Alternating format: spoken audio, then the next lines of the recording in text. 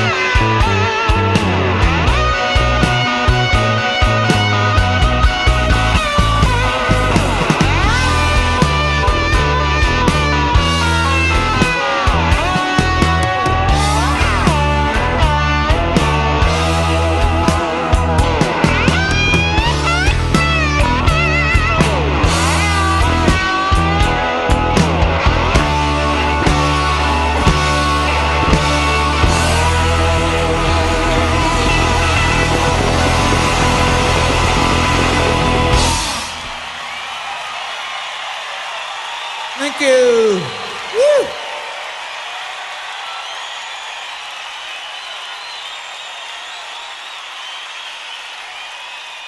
I mean, what the hell was that? Oh my god. I'm actually kind of speechless. This was actually insane. I loved everything about this performance. Everything. It's absolutely... I can't even talk. I love this song so much. It has also this, you know, country twang to it, which I always love. People who have been here for a longer period of time, I'm so grateful, first of all. But also, like, you guys know that about me. I love when that happens.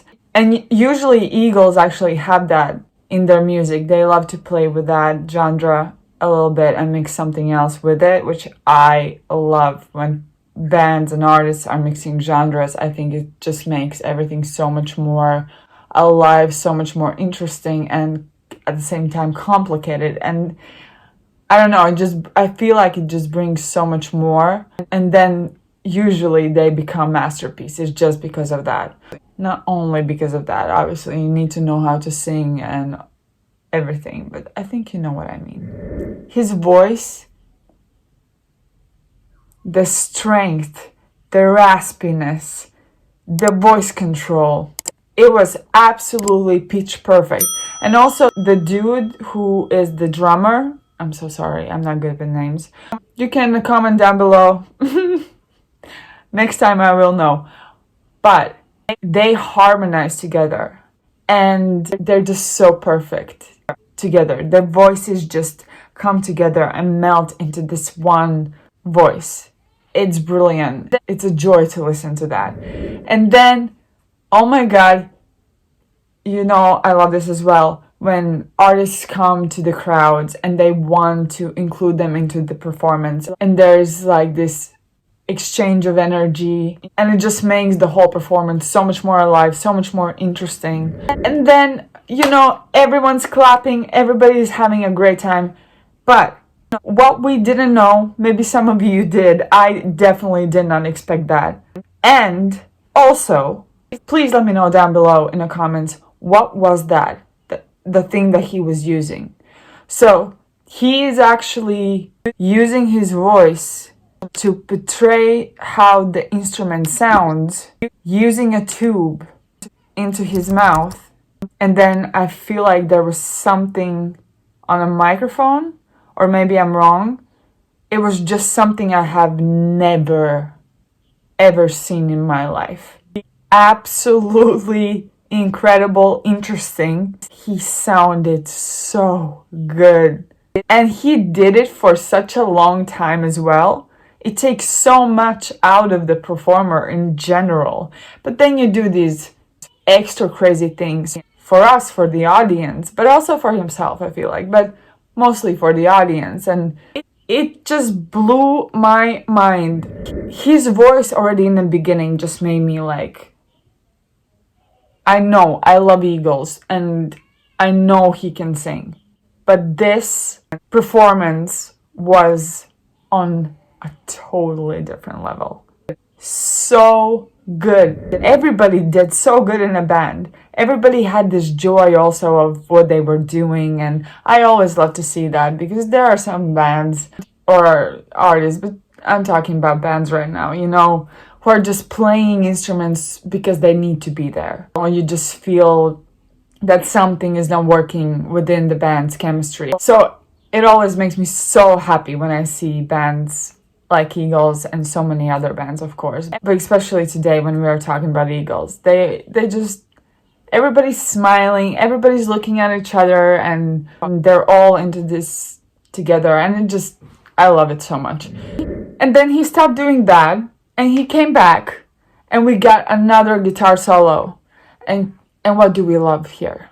We love guitar solos. Yes, we do. I know you do as well. Yes, I'm looking at you. It was incredible. Incredible. And then the rest of the instruments just, they were doing their thing, and it was so good.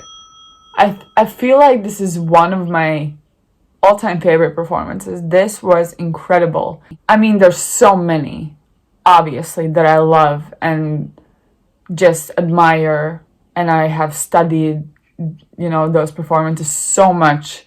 But this one was incredible and so full of surprises and just exceptional. It was mind-blowing, guys. Just wow. Now let's read something about the song. I wanna learn something about it, so shall we? After leaving his group, the James Gang, at the end of 1971, Joe Welsh moved from Cleveland to Boulder, Colorado, where he wrote this song, which celebrates the scenery and lifestyle of Colorado. In some ways, the song is rocket up version of John Denver's Rocky Mountain High, which was released the previous year.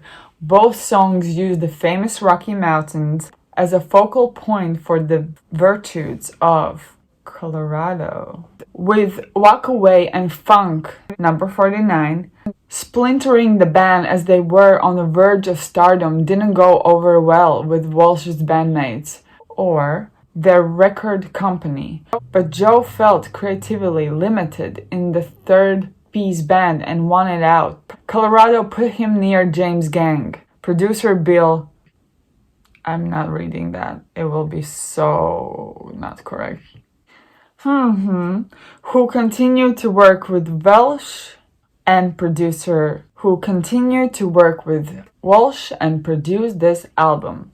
Rocky Mountain Way reflects Welsh's range of emotions after making the big move. He explained in a book, The Guitar Greats, I got kind of fed up with feeling sorry for myself, and I wanted to justify and feel good about leaving the James Gang, relocating, going for it on a survival basis. I wanted to say, hey, whatever this is, I'm positive and I'm proud. And the words just kind of came out of feeling that way, rather than writing a song out of remorse. It was special then, and the words were special to me, because the words were like, I'm going for it. The heck with feeling sorry for this and that. And it did turn out to be a special song for a lot of people. I think the attitude and the statement of that have a lot to do with it. It's a positive song. And when Welsh moved to Colorado, he formed a band called Barnstorm, whose first self-titled album came out in 1972. Their next album was The Smoker You Drunk, The Player You Get, which contained this track. The song was co-written by the group Rocky Grace keyboards, Kenny Passarelli bass, Joe Vitale drums, and Welsh. The music was written before Welsh added lyrics. As for Barnstorm, they played up to their name and did over 300 gigs in 1973.